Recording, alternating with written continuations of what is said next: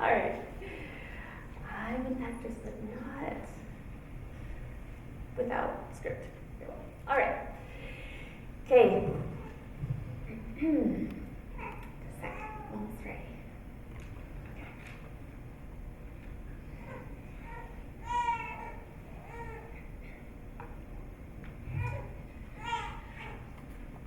What?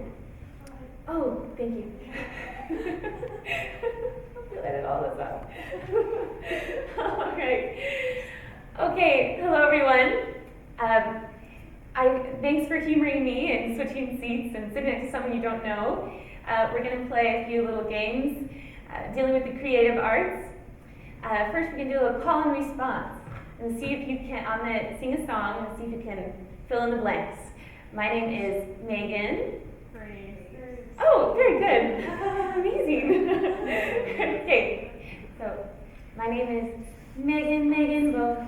Banana pineapple. Megan. Oh, awesome. Okay, that is an ancient form of singing called call and response.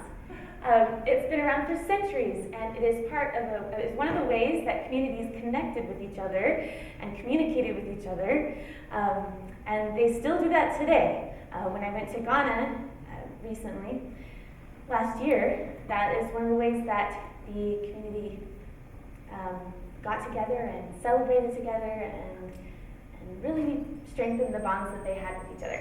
So, another game. 5-second charades. Choose a partner near you and find out their name in 5 seconds. Ready, go.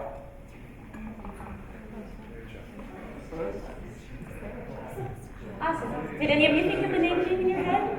No. Okay. In the next 5 seconds, use the only gesture to expression. Show your new friend something that you did today. No words. Okay, guess. What did they do? See if you're right.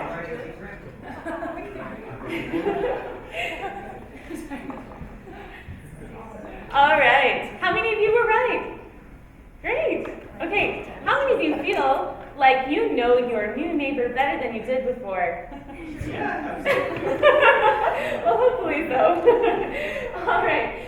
So the creative arts are a way to connect with people. We just did 2 forms of creative art. One is music as a group, and also theater or charades as a group. Let's see. Oh. Okay, all of us have an innate desire to create. This is a quote by someone in the presidency of the Church of Jesus Christ of Latter-day Saints. He says, "The desire to create is one of the deepest yearnings of the human soul. No matter our talents, education, backgrounds, or abilities, we each have an inherent wish to create something that did not exist before." So as I go through this presentation, I want you to think, what is something that you love to create? What do you want to create out of nothing? What do you find joy in creating? It could be anything. It could be a garden. It could be quilting. It could be a play. It could be a dance. Okay. Do any of you dance in the car? No? Sing in the car? Okay, so technically you're creating something, right, out of nothing. I'm going to share with you a little creation of my own. This is something I collaborated with my mother when I was, really young. Okay, it's a tied quilt. I got to pick out the material. We worked on it together for hours, and I treasure it. Because it's something that I created, it's also something I created with someone that I care about and love. And so I have this as a memory for the rest of my life. And so those are the kinds of creative connections that people yearn for in their lives. Created something out of nothing, and also doing that with other people in our community. Okay. In the world, this is something that's really common, and still really common today in communities as a whole, in neighborhoods. So this is a dance that we learned when I went to Ghana, and we met a village, and they welcomed us with this dance. So I'm going to play it for you.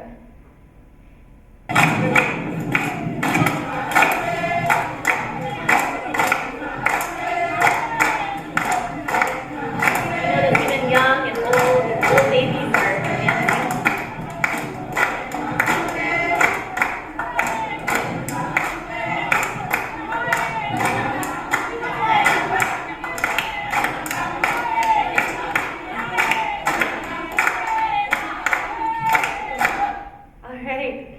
Oh, this lady is dancing with a baby on her back. All right, this is amazing. I was enthralled. They let us join in. We asked for permission. They let us join in the dance. We tried to learn it. We felt so connected to those people. It was my favorite experience. One of the things I'll treasure for the rest of my life. This is simple. They sang, they clapped, they just repeated the same thing over again. These are the kinds of things that more developed societies are missing in a way. Those spontaneous celebrations in neighborhoods and welcoming parties and things like that. When I was a missionary in Brazil, my companion and I walked through a street in a neighborhood, and there were people dancing. There was no music. They were just dancing in the street. I was like, what do you, and we couldn't walk by without going through them as they're doing the samba. You know, no joke. This is something like, would you do that on a street corner in America? I don't know. Maybe. You might find that somewhere. But and when I went to China, same thing. There were groups of 50 or more people dancing on the street corners together and welcoming anybody to join them. This is amazing to me. It's incredible, and you know, they don't have to pay for it. They welcome anyone, no cost. And those are the kinds of things that I think that we can create in the cities that we manage, or the nonprofits that we manage in the future, right? Or just even as a community member, as a family member. Hey, these are traditional American creative connections that used to exist and exist only slightly today. I'm sorry it's not as good a picture as I wanted, but this is from the musical Seven Brides for Seven Brothers. It's a barn raising that got a little bit rowdy. But they were working together as a community. They were serving someone in our neighborhood and bringing in potluck food, dancing together, and building a home for someone. And why did so many people come and build a home for someone that they barely knew? It was a chance to create something out of nothing. It was a chance to serve. It was a chance to have social interaction with the people around them. And those are the kind of things that we need still, that we yearn for in our communities. Some of you might not know this, but Mary Shelley wrote the book Frankenstein in a literary parlor or a society where they met. I don't remember how frequently, but they met frequently as friends and community members to have story contests, to write poetry and share it with each other. And so she won the contest for writing a scary story, and this is one of the most famous books in the world today. So, sorry for all the text, but these are some other quotes that just, you might be familiar with the term, if someone wants to be happy or feel part of the community, they need to have a friend, a responsibility, and to be nourished by connections. And this is true of any community. Friends, you can get community connections. You can get community service. You can. This is one of my favorite quotes by James Barrie, the author of Peter Pan. He says, "Those who bring sunshine to the lives of others cannot keep it from themselves." Anyway, and then the quote at the bottom, again by President Dorff, says, "Creation brings deep satisfaction and fulfillment. We develop ourselves and others when we take unorganized matter into our hands and mold it into something of beauty." So you might think, where does my experience come from? Well, I observe, you know, I like you, I go to the movies and or participate in community theater, but one thing that I felt was a little missing was being able to serve and also do creative arts at the same time. So some friends and I, we created a nonprofit, which was not officially a nonprofit, but it was a nonprofit venture.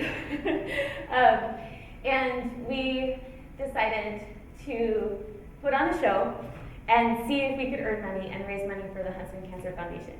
And we didn't know if we would even break even. It was just a bunch of volunteers. We accepted everyone who auditioned. We welcomed everyone. Please come. And we just took selections from different musicals, and there were people of various ages, backgrounds from all over the community, different, you know, it didn't matter what church or just the neighborhood, anybody. So And we had a blast. We had orchestra, we had so many volunteers. It was incredible. And we raised over $1,500, which for a first time was pretty good for us. We were amazed by that. And it was fun, and some of the best memories I've ever had. Our own professor, MTA professor, Dr. Thompson, he participates in community theater, and one of the things that he said was that he feels it connects him to the members of the community, they recognize him, and also that it helps him place himself in other people's roles and understand other people. And that's something that as a community we could use to strengthen our community. Well, my challenge to you is, as a community member, as a nonprofit manager or a city manager,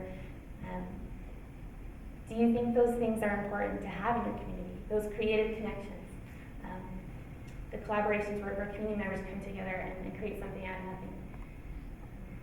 And if so, will you strive to make those connections in your communities that you have, whether it's your family or neighborhood? Thanks.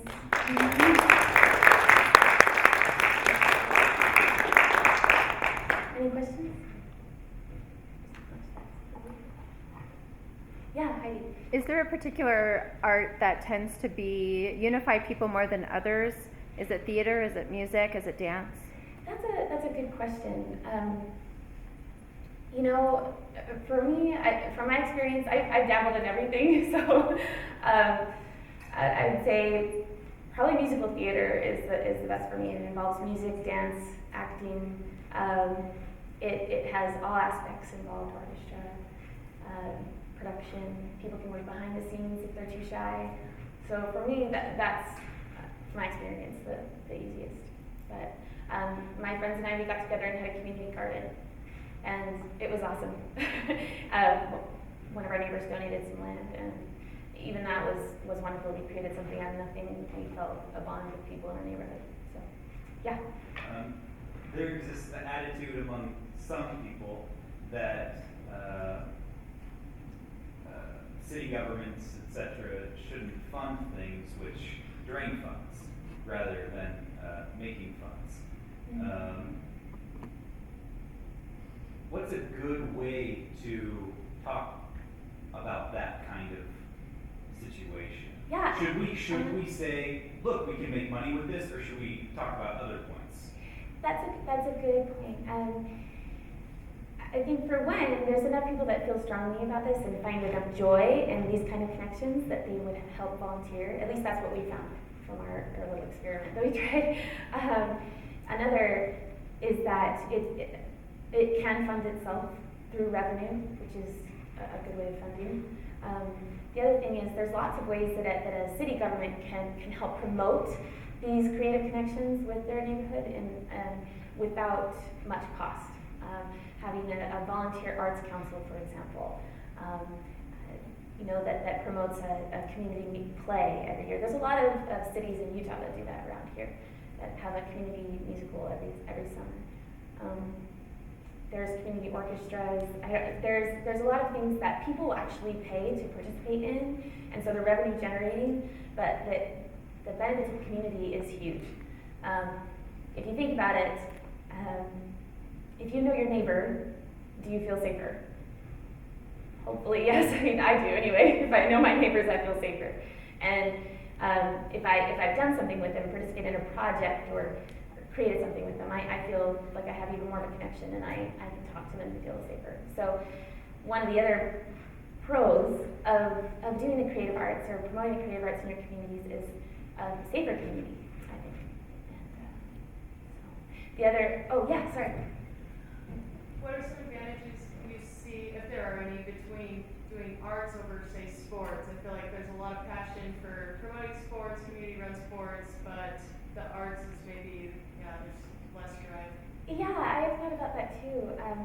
I think it goes back to that first quote that we do have an innate desire to create something out of nothing.